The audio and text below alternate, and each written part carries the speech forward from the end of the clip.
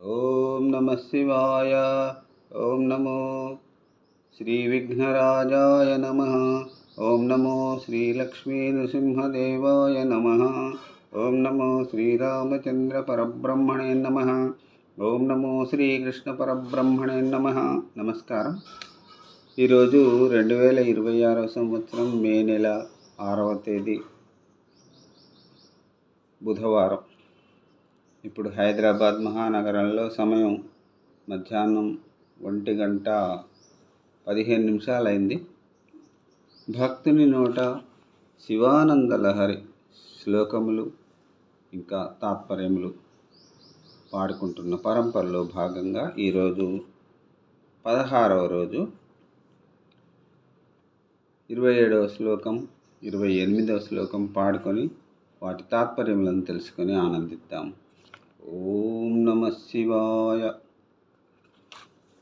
27వ శ్లోకం. కరస్తే హేమాద్రౌ గిరీశ నికటస్థే ధనపదౌ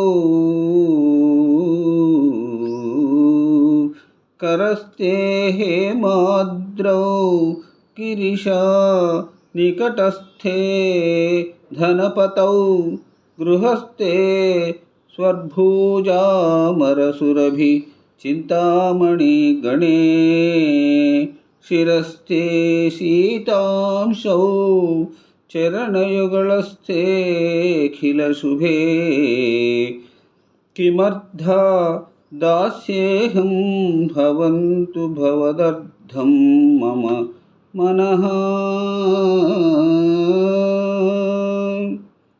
27వ శ్లోకానికి తాత్పర్యం.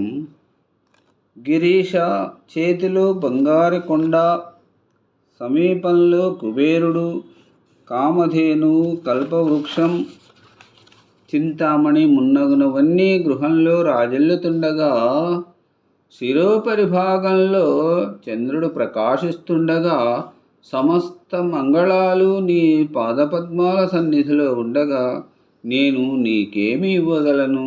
నా మనసును స్వీకరిస్తున్నాను, నీకు అర్పిస్తున్నాను, స్వీకరింపుము. ఓం నమో శ్రీ హర నమ పార్వతీపతే హర హర మహాదేవ. ఇప్పుడు 28వ శ్లోకం. సారూప్యం తవ పూజనే సారూప్యం తవ పూజనే శివా మహాదేవేతి సంకీర్తనే సామీప్యం శివభక్తిధుర్య జనతా సాంగత్య సంభాషణే సాలోక్యం చ చరాచరాత్మక తనుచ్యానే భవానీపతే సాయుజ్యం మమ సిద్ధమత్ర భవతి స్వామిన్ కృతార్థోస్యహం.